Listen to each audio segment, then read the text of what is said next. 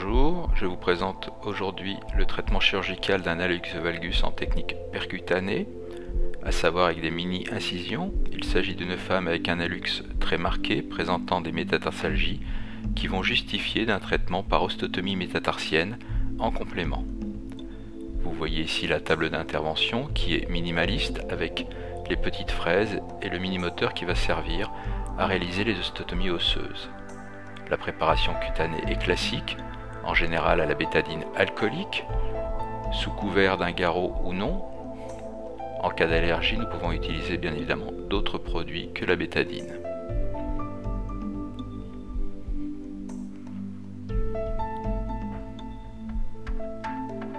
Le champage est classique. Sous les champs se trouve un amplificateur de brillance qui va nous permettre de contrôler sur un écran radiographique les gestes réalisés.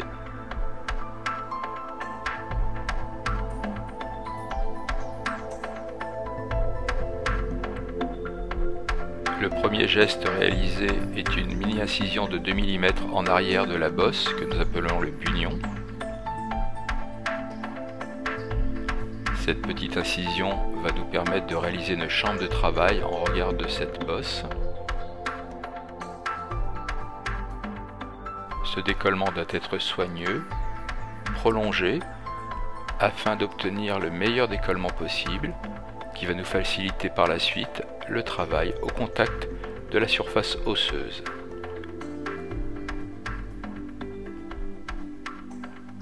Le bistouri passe entre la surface osseuse et les tissus sous-cutanés.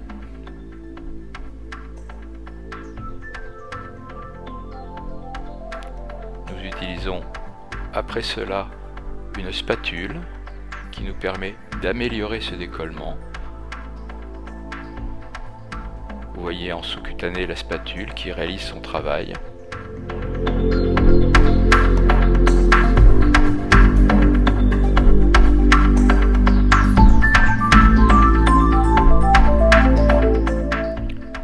Une fois cette chambre de travail réalisée, nous prenons la première fraise sur le moteur.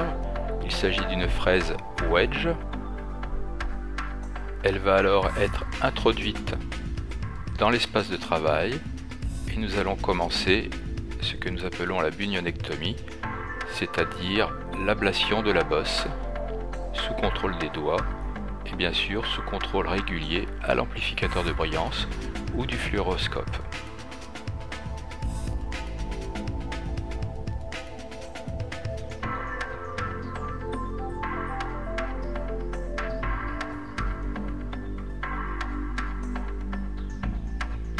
Un premier nettoyage est réalisé qui va permettre d'expulser de la purée osseuse. La purée osseuse va être évacuée à l'aide d'une curette, puis d'un rinçage. Nous voyons ici l'expulsion de la purée qui va donc être nettoyée à l'aide de sérum physiologique.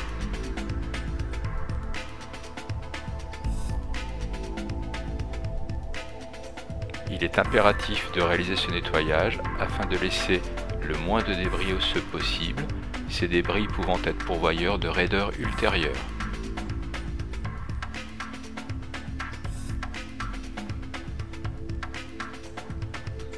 Nous contrôlons la qualité de la résection osseuse réalisée à l'amplificateur de brillance. Ici, la résection est insuffisante et le geste est prolongé. Voici la bosse avant.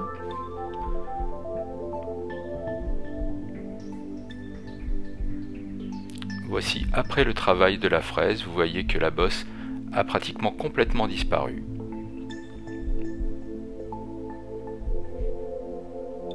Nous changeons alors de fraise pour réaliser ce que nous appelons l'ostéotomie en mini-chevron.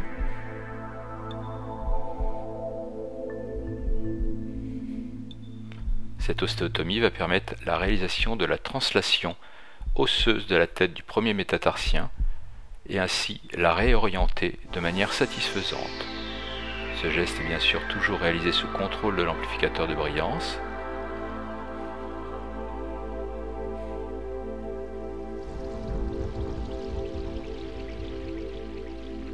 Le bistouri beaver va jusqu'au contact osseux. La fraise est alors introduite et le premier trait d'ostéotomie va pouvoir être réalisé. Il s'agit d'un premier trait osseux, comme vous le pouvez voir ici, qui est relativement horizontal, discrètement plongeant vers l'extérieur du pied. Un trait osseux est réalisé vers le haut, réalisant le deuxième trait d'ostéotomie.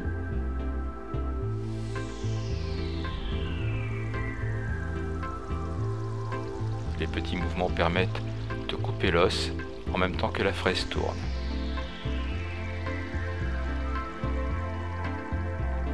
Enfin, nous allons réaliser le troisième trait d'ostéotomie,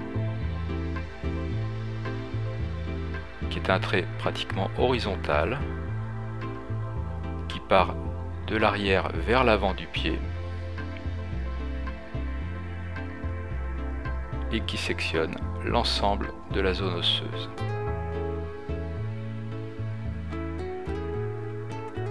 L'ostéotomie est ici finalisée. À l'aide d'une spatule adéquate, nous allons réaliser la translation de la tête métatarsienne. L'orientation est contrôlée toujours à l'amplificateur de brillance jusqu'à obtenir une orientation satisfaisante.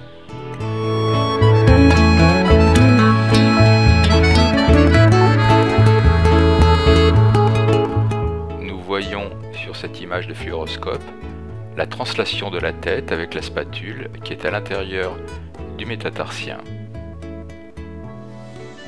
Troisième incision de 2 mm est alors réalisée, toujours au bistouri beaver, à distance du foyer d'ostéotomie, le long du tendon extenseur, qu'il ne faut pas léser.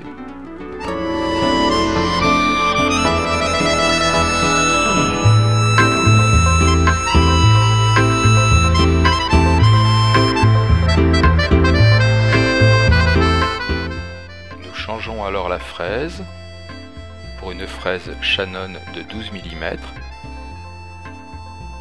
qui va nous permettre de réaliser un avant-trou.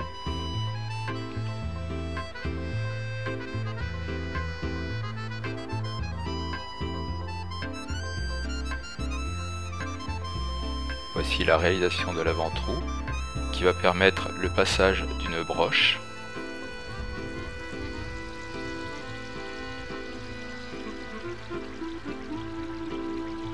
Qui va nous permettre de mesurer la longueur de la vis nécessaire à ponter le foyer d'ostéotomie et ainsi stabiliser la translation osseuse réalisée.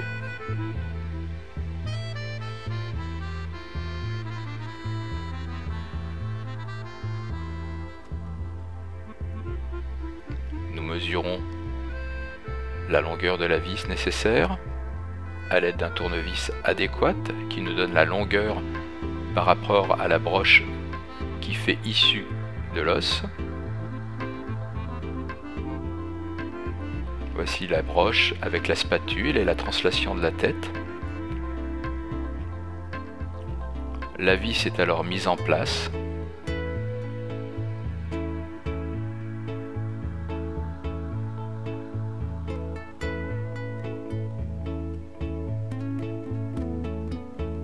Elle est vissée jusqu'à ce que la tête de vis soit bien enfouie dans l'os et bien sûr qu'elle ne dépasse pas.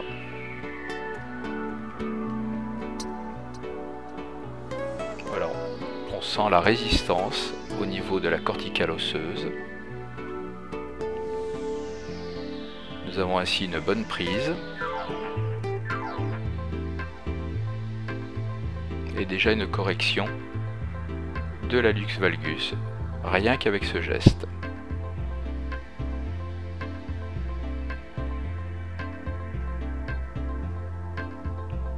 La broche peut alors être retirée.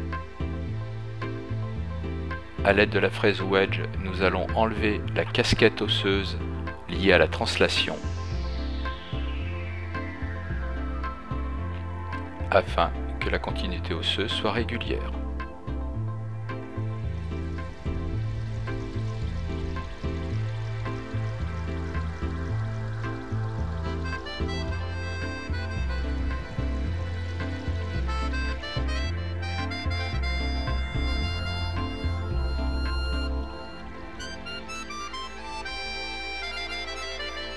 Ce geste doit être répété jusqu'à obtenir une qualité optimum.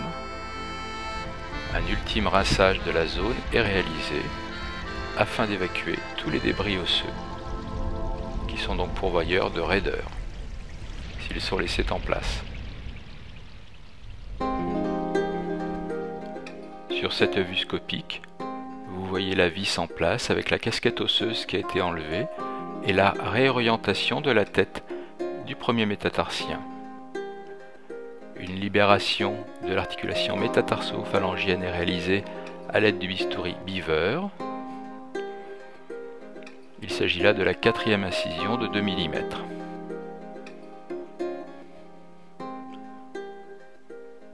Nous libérons l'articulation complètement avec une libération des sésamoïdes. Nous vérifions toujours cette bonne libération sous contrôle fluoroscopique.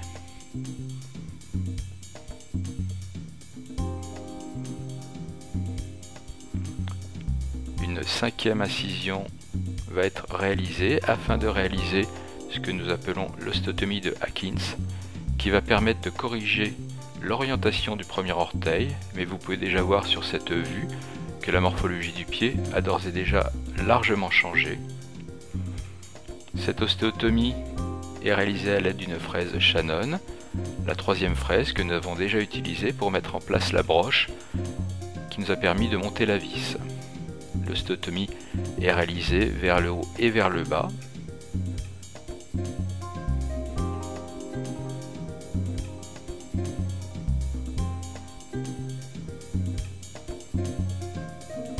Elle est ici finalisée.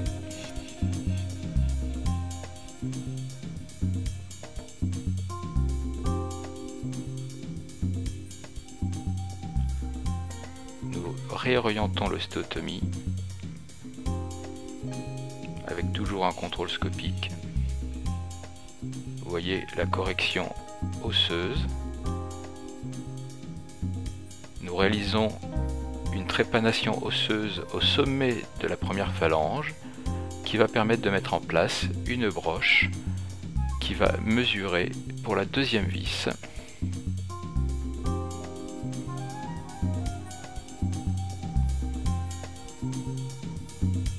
Avec l'habitude, en pratique, cette vis est toujours mesurée aux alentours de 20 à 22 mm, ce qui sera le cas ici.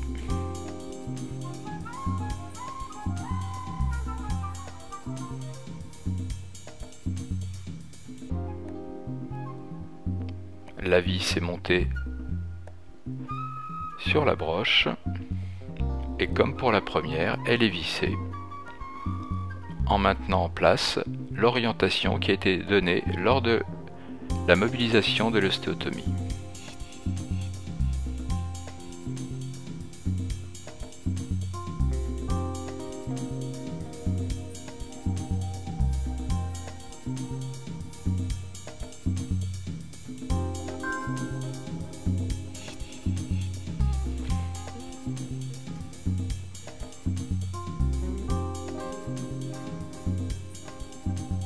Nous arrêtons de visser lorsque la résistance est suffisante et bien sûr quand la vis a bien pénétré l'os. Vous voyez ici un contrôle scopique avec les 2 vis mises en place. Nous allons réaliser maintenant ce que nous appelons les DMMO, c'est-à-dire les ostéotomies des métatarsiens qui sont réalisés là également en technique percutanée sous contrôle de l'amplificateur de brillance après une incision de 2 mm au bistouri Beaver. Ici, 3 ostéotomies vont être réalisées. Il y a donc nécessité de 3 incisions. Ces ostéotomies ne seront pas montées par vis.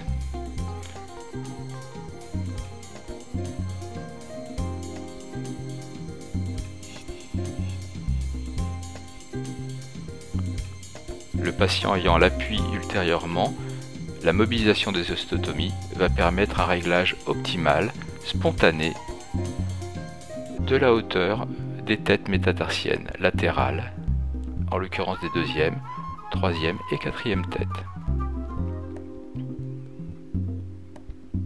Voici le premier trait d'ostéotomie de DMMO qui était réalisé ici. Nous inclinons le moteur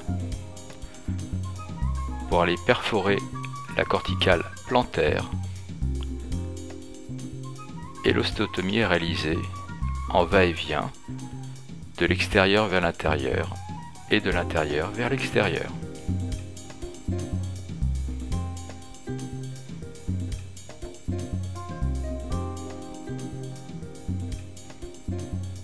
Le même geste est réalisé pour le troisième. Toujours après un contrôle pour avoir un point d'entrée optimal. Vous voyez que le saignement, même sous garrot, est minimaliste.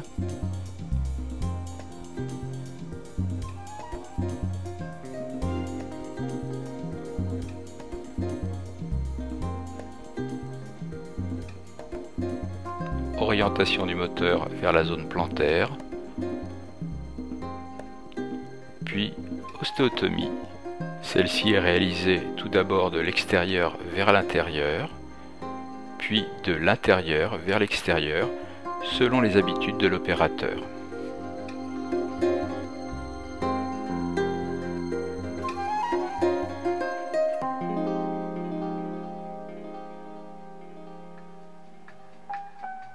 Enfin, l'ostéotomie du quatrième métatarsien est réalisée, toujours selon la même technique.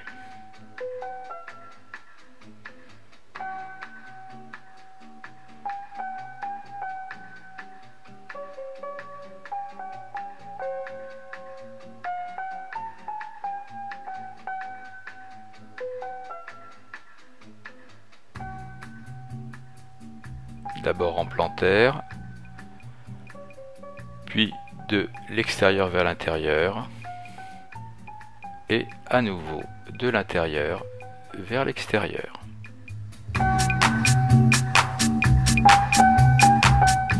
Le geste chirurgical est ici pratiquement terminé.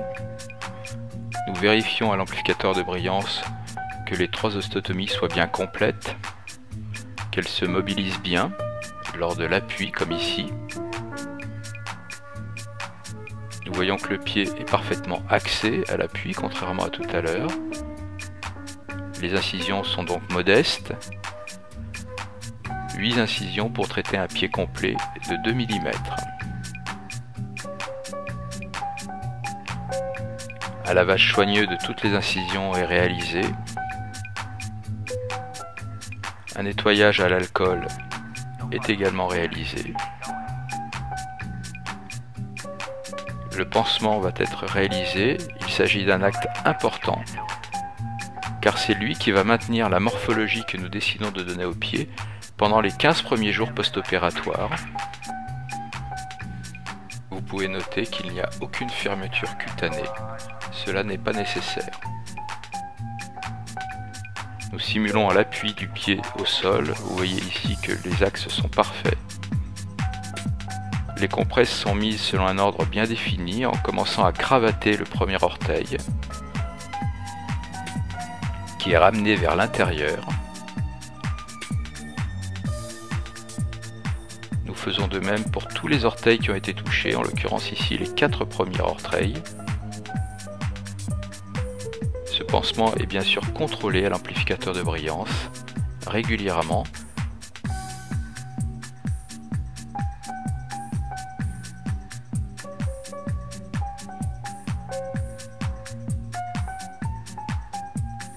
Le pansement n'est pas un geste anodin, il est important. Ce que nous expliquons à tous nos patients en pré et en post-opératoire, notamment lors de la sortie, le premier jour ou le lendemain.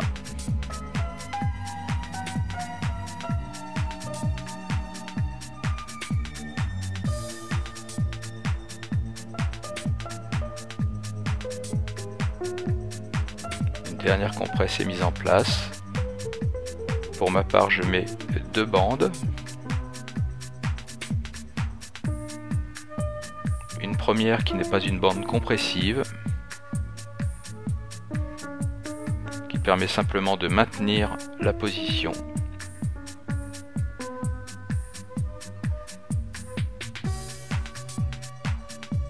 Vous voyez ici le cravatage à nouveau des orteils, qui doivent toujours être ramenés vers l'intérieur du pied.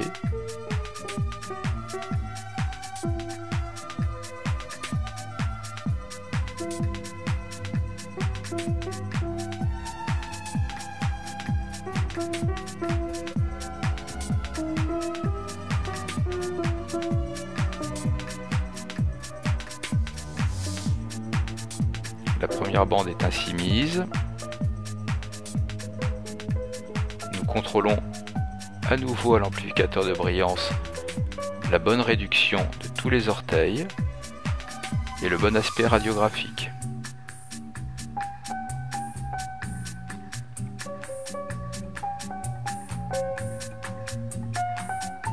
Voici le contrôle.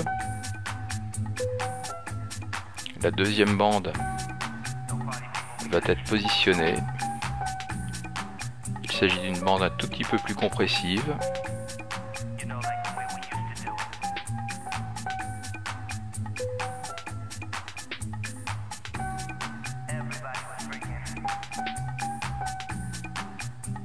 Toujours avec le même système de cravatage des orteils.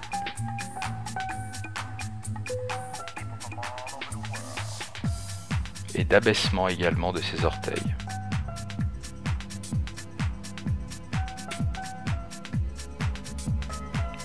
Voilà, le pansement est fini, l'intervention également. Le garrot va pouvoir être lâché. Nous sommes à moins d'une demi-heure d'intervention pour un pied complet, ce qui n'aurait jamais été le cas en technique classique. Voici le pansement chez cette patiente et la morphologie du pied. Voici l'aspect radiographique avec les osteotomies des métatarsiens latéraux, 2e, 3e et 4e. La patiente est revue à 15 jours, la voici en train de marcher sans problème. Le pansement est retiré avec l'aspect après l'ablation des bandages. Vous voyez que le saignement a été modeste. Voici l'aspect après ablation du pansement. Les incisions sont visibles, le pied est un petit peu momifié mais il va vite retrouver son volume. Enfin, voici les radios avant préopératoire et post-opératoire avec une réorientation complète des têtes. Merci de votre attention.